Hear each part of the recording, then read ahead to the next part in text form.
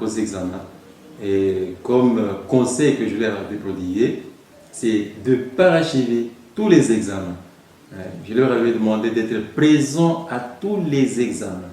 Oui, les enfants ont répondu au rendez-vous comme ça a été prévu, mais dans les tours, dans les centres des examens, nous avons rencontré les élèves, quelques élèves au centre de Mobapor qui étaient à l'extérieur, mais il y a eu des problèmes en disant qu'ils n'avaient pas encore payé ce qui a été demandé pour participer aux examens d'État.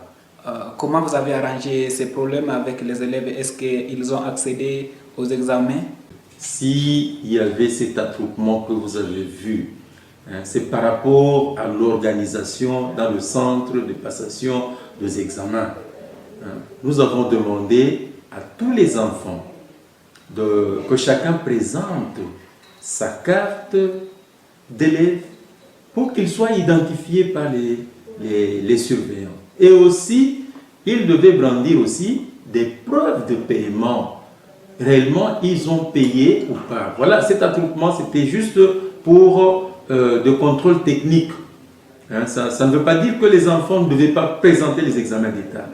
Ils devaient présenter les examens d'État, mais il faudrait qu'on procède par le contrôle technique. C'est ainsi que vous avez vu, un peu avec retard, que le chef de centre démarre d'abord la distribution de cahiers d'items.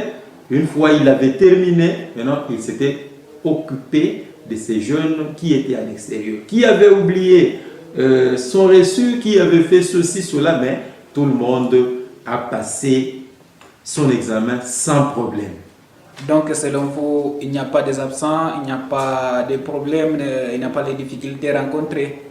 Bon, les quelques absents qu'on a rencontrés par-ci, par-là, ce sont des cas vraiment isolés. Ce sont des enfants qui eu une grossesse, qui étaient décédés pendant la période de la crise ici. Alors, sinon, pour le reste, tout le monde était présent. Tout le monde était présent. Oui, mais c'est le sous-préfet des examens d'État ont bel et bien débuté le 31 août 2020 pour l'année scolaire 2019-2020. Nous voulons savoir aussi comment ça s'est déroulé pour le TENAFEP. Merci beaucoup de nous avoir poussé encore très loin là. Le TENAFEP 2020 se sont très bien déroulés.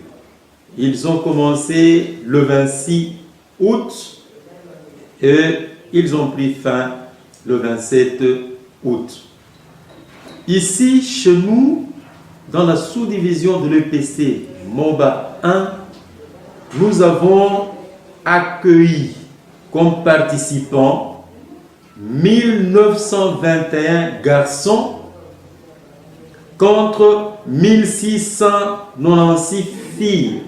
Dans l'ensemble, ceux qui étaient présents étaient au nombre de 3617. Et les 3617 candidats étaient répartis dans les 12 centres.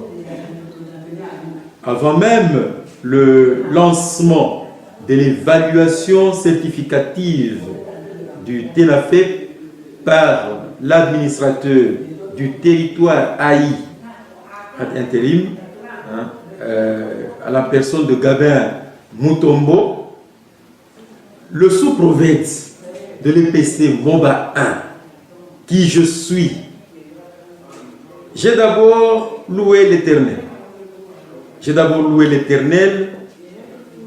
Pourquoi? Parce qu'il s'est imprégné dans le cœur de notre garant de la nation, le président de la République, Félix Antoine Tshisekedi Tshilombo, qui avait autorisé la levée de l'état d'urgence sanitaire. Parce que dans le cœur des parents, dans le cœur des élèves, dans le cœur des enseignants, tout le monde commençait à se décourager. Il disait que peut-être l'année sera blanche.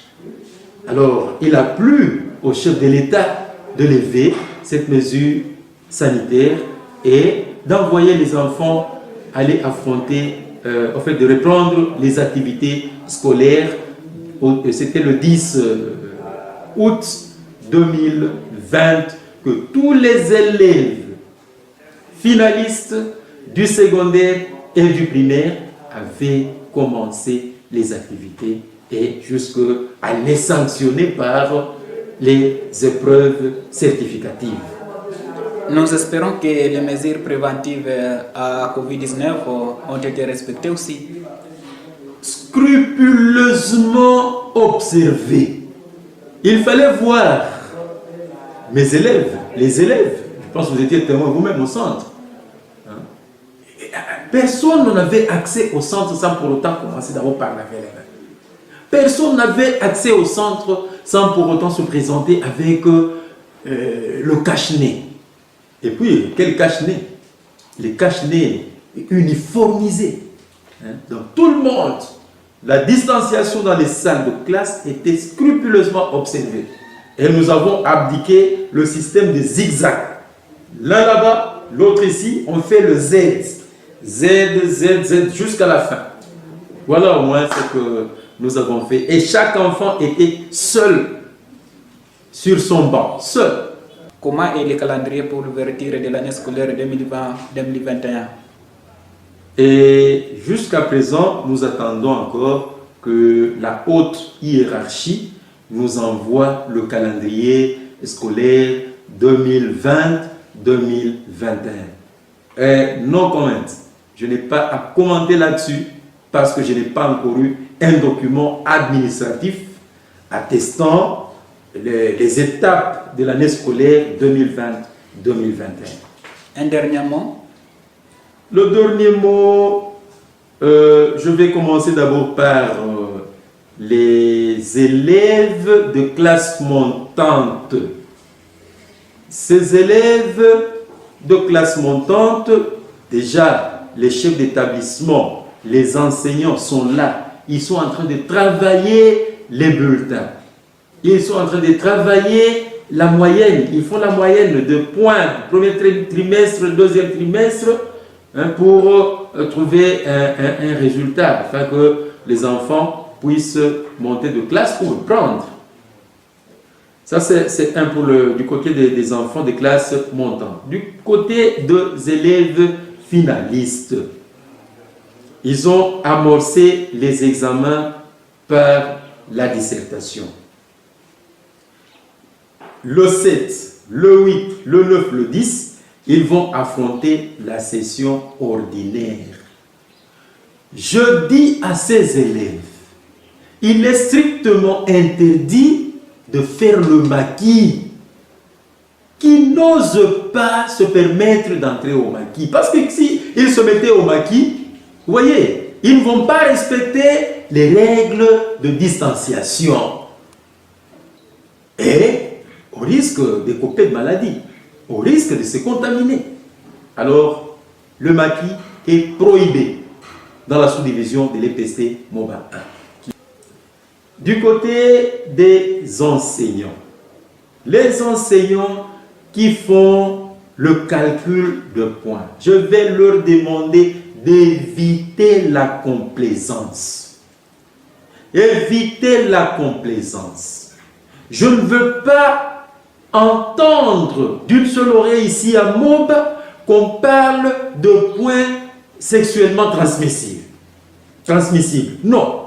Là, je ne veux pas entendre de cette oreille. Qu'il travaille scrupuleusement, qu'il se mette au travail. Celui qui sera appréhendé en train de tricher ou de monnayer le point, il va perdre sa place dans l'EPST MOBA 1. Et aux parents d'élèves, je vais leur demander de tout faire en tout cas pour honorer à leurs devoirs.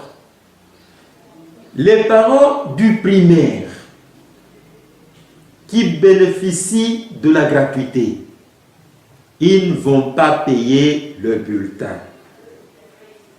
Tandis que les élèves du secondaire, ils sont dans l'obligation de payer le bulletin. Et le bulletin revient à 1000 francs selon les instructions reçues de la hiérarchie.